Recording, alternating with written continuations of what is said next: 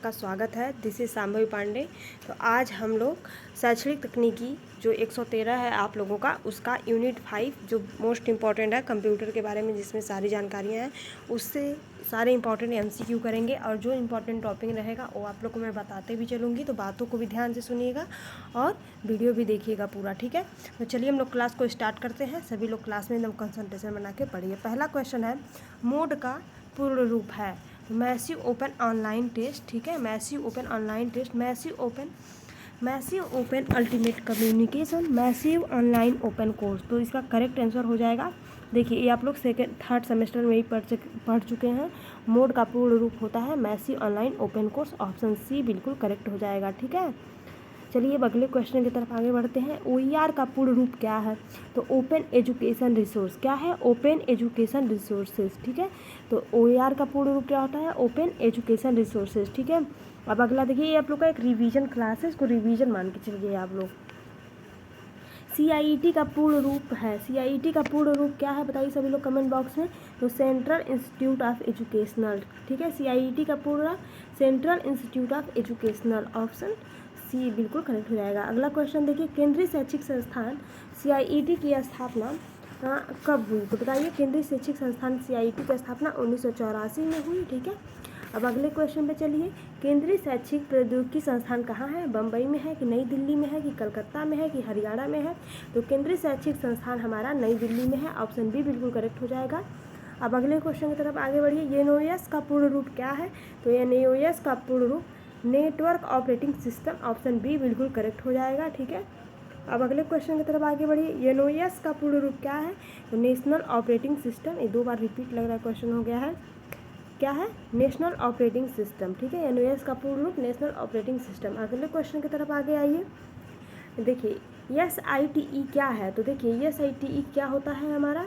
तो उपग्रह अनुदेशात्मक दूरदर्शन प्रयोग, ठीक है। उपग्रह अनुदेशात्मक दूरदर्शन प्रयोग होता है, ठीक है। अब अगले क्वेश्चन पे चलिए, साइट का पूर्ण रूप क्या है? तो साइट का पूर्ण रूप हमारा होता है सैटेलाइट इंस्ट्रक्शन टेलीविज़न एक्सपेरिमेंट। क्या होता है? Satellite instruction television experiment. अब अगले क्वेश्चन की तरफ आगे बढ़िए, SIET परियोजना कब प्रारंभ हुई? SITE परियोजना हमारा 1975 में हुई। मोस्ट इंपॉर्टेंट क्वेश्चन है, इसको आप लोग याद रखिएगा। अब अगले क्वेश्चन की तरफ आगे बढ़िए, शैक्षिक तकनीकी केंद्रीय संस्थान CIET क्या है? तो देखिए शैक्षिक में क्या क्वेश्चन है, शैक्षिक तकनीकी केंद्रीय संस्थान CIET NCERT के अधीन काम करता है। एक स्वयं संस्था है, इलाहाबाद में स्थित है।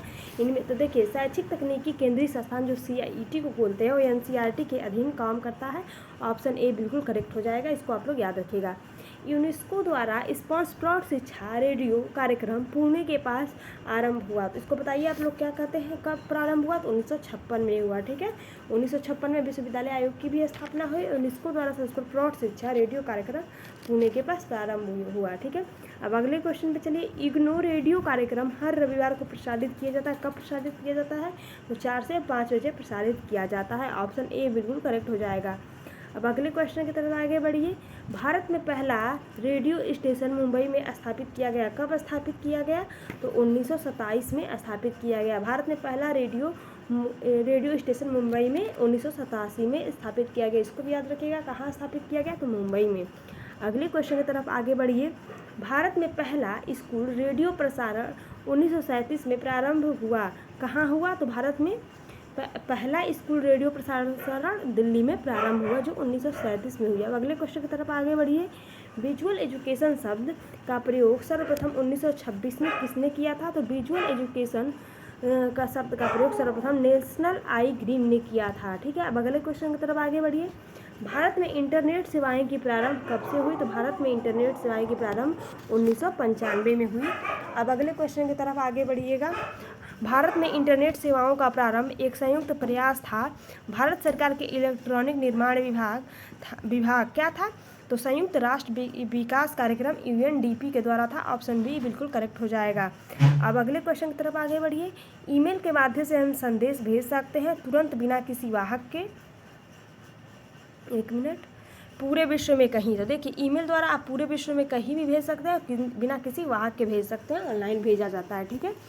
ब्लूटूथ यूएसबी आदि नेटवर्क क्या है? ब्लूटूथ यूएसबी आदि नेटवर्क क्या है? पर्सनल एरिया नेटवर्क है। ऑप्शन सी बिल्कुल करेक्ट हो जाएगा। अब अगले क्वेश्चन पे आइए, ईएमआरसी, ठीक है। ईएमआरसी का पूर्ण रूप क्या होता है? ईएमआरसी का, एक मिनट रुकिए, ईएमआरसी का पूर्ण रूप हमारा क्या होता है? कहाँ गया पेन?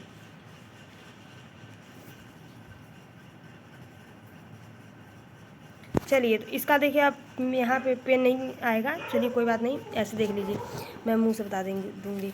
ईएमआरसी का पूर्ण रूप क्या होता है? तो ईएमआरसी का पूर्ण रूप होता है educational multimedia research centre. Educational multimedia research centre, option C बिल्कुल करेक्ट हो जाएगा। क्या? Educational multimedia research centre. अब अगला क्वेश्चन देखिए 21, एबीआरसी का पूर्ण रूप क्या है? तो एबीआरसी का पूर्ण रूप होता है ऑडियो विजुअल रिसर्च सेंटर। क्या होता है? ऑडियो विजुअल रिसर्च सेंटर, ठीक है, ऑडियो विजुअल रिसर्च सेंटर। अब देखिए अगला ऑप्शन सी बिल्कुल करेक्ट हो जाएगा। शैक्षिक प्रबंध सूचना प्रणाली किसके द्वारा परिवर्तित है? तो शैक्षिक प्रबंध सूचना प्रणाली एनबीईपीए के द्वारा परिवर्तित है। विश्व का सबसे बड़ा नेटवर्क जिसमें दुनिया भर में अनेक नेटवर्क जुड़े रहते हैं, क्या कहलाता है? तो उसको हम लोग इंटरनेट कहते हैं। WW का पूरा नाम क्या है? वर्ल्ड वाइड वेब है। निम्न में से सर्च इंजन क्या है? तो सर्च इंजन हमारा गूगल है। CIET वर्तमान में किसके अधीन है? तो CIET वर्तमान में NCERT के अधीन है। ISP का पूरा नाम क्या है? ISP का पूरा नाम इंटरनेट सर्विस प्रोवाइडर है। मोबाइल फ़ोन पर किस ऑपरेटिंग सिस्टम का प्रयोग किया जाता है? तो मोबाइल फ़ोन पर एंड्रॉयड ऑपरेटिंग सिस्टम का प्रयोग किया जाता है। LCD का फुल फॉर्म क्या है? तो लिक्विड क्रिस्टल डिस्प्ले होता है। LCD का full form liquid crystal display होता है। अब अगले क्वेश्चन की तरफ आइए। विश्वविद्यालय अनुदान आयोग की स्थापना कब की गई? तो 1953 में की गई। यूजीसी की स्थापना किसकी सिफारिश पर की गई? तो यूजीसी की स्थापना विश्वविद्यालय शिक्षा आयोग की सिफारिश पर की गई। ऑप्शन बी बिल्कुल करेक्ट हो जाएगा। विश्वविद्यालय अनुदान आयोग यूजीसी को वैधानिक संस्था के रूप में कब पारित किया गया? तो 1956 में किया गया। ऑप्शन सी बिल्कुल करेक्ट हो जाएगा। राष्ट्रीय शिक्षा संस्थान NIE स्थित है। कहाँ स्थित है? नई दिल्ली में स्थित है। केंद्रीय माध्यमिक शिक्षा बोर्ड CBSE की स्थापना कब हुई? तो केंद्रीय माध्यमिक शिक्षा बोर्ड की स्थापना 1953 में हुई। प्रथम मुक्त विश्वविद्यालय किस संस्था में स्थापित किया गया? तो प्रथम मुक्त विश्वविद्यालय ऑप्शन डी CBSE में स्थापित किया गया। राष्ट्रीय मुक्त विश्वविद्यालय की स्थापना हुई, तो राष्ट्रीय मुक्त विश्वविद्यालय की स्थापना 1979 में हुई। केंद्रीय शैक्षिक टेक्नोलॉजी संस्थान CIET स्थित है। कहाँ स्थित है? नई दिल्ली में स्थित है। इग्नू की स्थापना कब हुई? तो इग्नू की स्थापना 1985 में हुई। इग्नू का मुख्यालय कहाँ स्थित है? तो इग्नू का मुख्यालय नई दिल्ली में स्थित है। इग्नू में शोध इकाई की स्थापना की गई। इग्नू में शोध इकाई की स्थापना 2008 में की गई।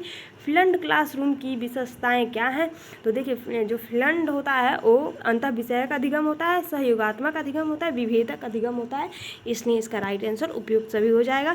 फ्लंड क्लासरूम के शिक्षण के लाभ क्या होते हैं? यह छात्रों को अधिक नियंत्रण होता है, यह छात्र केंद्रित सीखने और सहयोग को बढ़ावा देता है, पाठ सामग्री को अधिक सुलभ कराता है, इसलिए राइट आंसर उपयुक्त सभी हो जाएगा। अब अगले क्वेश्चन की तरफ आगे बढ़िए। फ्लंड क्लासरूम शिक्षण के दोष क्या होते हैं? यह एक डिजिटल डिवाइस बना सकता है, यह तैयारी और विश्वास पर निर्भर करता है, फ्रंट एंड पर महत्वपूर्ण कार्य करता है, इसलिए इसका राइट आंसर उपयुक्त सभी हो जाएगा। फ्लंड क्लासरूम शिक्षण की विधि के उद्देश्य क्या होते हैं? तो यह शिक्षण विधि में छात्रों में मित्रता, सहयोग, सहनशीलता के गुणों का विकास करता है। इस शिक्षण विधि द्वारा ज्ञान तथा खोज की सीमाओं को बढ़ाने के लिए अन्वेषकों का सृजन करना होता है। यह शिक्षण विधियाँ मानव जाति के अनुभवों को सम्मिलित रूप से स्पष्ट करके संस्कृति एवं सभ्यता का हस्तांतरण करता है, इसलिए इसका राइट आंसर उपयुक्त सभी हो जाएगा। और फ्लंड क्लासरूम क्या है? निर्देशात्मक रणनीति और विस्तृत शिक्षा का प्रकार है। ब्लेंडेड लर्निंग को हिंदी में क्या कहते हैं? तो ब्लेंडेड, देखिए कोई भी चीज़ ब्लेंड मतलब मिश्रित करना, तो ऐसे याद करेगा। ब्लेंडेड लर्निंग को हिंदी में क्या कहते हैं? मिश्रित शिक्षा प्रणाली कहते हैं। ब्लेंडेड लर्निंग की शुरुआत पहली बार किस सन में की गई? तो ऑप्शन डी, ब्लेंडेड लर्निंग की शुरुआत हमारी 2006 में पहली बार की गई थी। अब चलिए अगले क्वेश्चन पे। ब्लेंडेड लर्निंग की चर्चा पहली बार किस पुस्तक में मिली? तो बाग तथा गाह के पुस्तक में मिली थी। ब्लेंडेड लर्निंग का विभाजन कितने भागों में किया गया? तो ब्लेंडेड लर्निंग का विभाजन 6 भागों में किया गया। ब्लेंडेड लर्निंग की विशेषता क्या है? इससे रोचकता बनी रहती है, इसमें समय तथा एनर्जी की बचत होती है, यह पारस्परिक शिक्षा तथा ऑनलाइन शिक्षा के मुकाबले अधिक प्रभावशाली है, इसलिए इसका राइट आंसर उपयुक्त सभी हो जाएगा। और देखिए एम लर्निंग का अर्थ क्या है? एम लर्निंग का अर्थ मोबाइल लर्निंग है। पहला स्मार्टफोन कब जारी हुआ? पहला स्मार्टफोन 1992 में जारी हुआ। 1992 में जारी पहला स्मार्टफोन किस नाम से जाना जाता है? तो 1992 में जो पहला स्मार्टफोन था वो साइमन पर्सनल कम्युनिकेटर था, जो IBM साइमन ने किया था। वैश्विक स्तर पर OER सम्मेलन कहाँ हुआ? तो वैश्विक स्तर पर प्रथम OER सम्मेलन हमारा पेरिस, फ्रांस में हुआ। ठीक है। OER खुले शिक्षण संस्थान की प्रकृति क्या है? यह एक मूलभूत मार्गदर्शिका है, यह डिजिटल संसाधन है, यह एक सार्वजनिक डोमेन है जो सभी के लिए खुला है। अब अगले क्वेश्चन की तरफ आगे बढ़िए। मुक्त शैक्षिक क्षेत्र OER महत्वपूर्ण है क्योंकि यह दुनिया भर की शिक्षा को बेहतर बनाने में उपयोगी है। यह 100 पुस्तक शिक्षा प्रदान करता है, यह ज्ञान और पुनः प्रभावहीन पहुँच प्रदान करता है, इसलिए इसका राइट आंसर उपयुक्त सभी हो जाएगा। मुक्त शैक्षिक क्षेत्र में OER महत्वपूर्ण है क्योंकि यह दुनिया भर की शिक्षा को बेहतर बनाने में उपयोगी है, यह 100 पुस्तक शिक्षा प्रदान करता है, यह ज्ञान और पुनः प्रभावहीन पहचान प्रदान, इसलिए इसका राइट आंसर उपयुक्त सभी हो जाएगा। अब बताइए OER के गुण क्या हैं? OER के गुण क्या हैं? सभी लोग कमेंट बॉक्स में बताइए। तो देखिए OER के गुण होते हैं सामग्री पाठ से अधिक, यह लोगों के बीच सहयोगी दृष्टिकोण पैदा करता है, छात्रों के लिए परीक्षा पुस्तक है, इसलिए इसका राइट आंसर उपयुक्त सभी हो जाएगा। OER के दोष क्या हैं? तो ऑप्शन ए दिया है। पहला, अनुशासन के अंदर सामग्री क्षेत्र में असंबद्धता मौजूद है, असंगत गुणवत्ता नियंत्रण मौजूद है, इसमें अधिक समय होता है जो शिक्षकों के लिए लागू नहीं होता, इसलिए इसका राइट आंसर उपयुक्त सभी OER के दोष होते हैं। MOOC की विशेषताएं क्या हैं? तो MOOC जो होता है वो निःशुल्क पठन होता है, सार्वभौमिकरण शिक्षा में सहायक होता है, सतत विकास के लक्ष्य की प्राप्ति हो, इसका राइट आंसर उपयुक्त सभी हो जाएगा। MOOC के लाभ क्या होते हैं? कोई अनुशासक नहीं, डेटा संकेत करने में प्रत्येक छात्र की स्वतंत्रता, ओपन इंस्ट्रक्शन, इसलिए इसका राइट आंसर उपयुक्त सभी हो जाएगा। MOOC क्या है? यह एक तरह का ऑनलाइन कोर्स पोर्टल है। ठीक है। MOOC क्या है? यह एक तरह का ऑनलाइन कोर्स पोर्टल है। अब अगले क्वेश्चन की तरफ आगे बढ़िए। CIT के प्रमुख कार्य क्या हैं? तो CIT के प्रमुख कार्य शैक्षिक प्रौद्योगिकी में कार्मिकों को प्रशिक्षण देना, NCERT के अन्य संगठकों को परामर्श एवं मीडिया के सहयोग प्रदान करना, शैक्षिक प्रौद्योगिकी को बढ़ावा देना, ये सभी कार्य हमारे CIT के हैं, तो इसलिए इसका राइट आंसर उपयुक्त सभी हो जाएगा। अब अगले क्वेश्चन की तरफ आगे बढ़िए। UGC का फुल फॉर्म क्या है? तो UGC का full form university grant commission है। UGC का मुख्यालय कहाँ है? तो UGC का मुख्यालय नई दिल्ली है।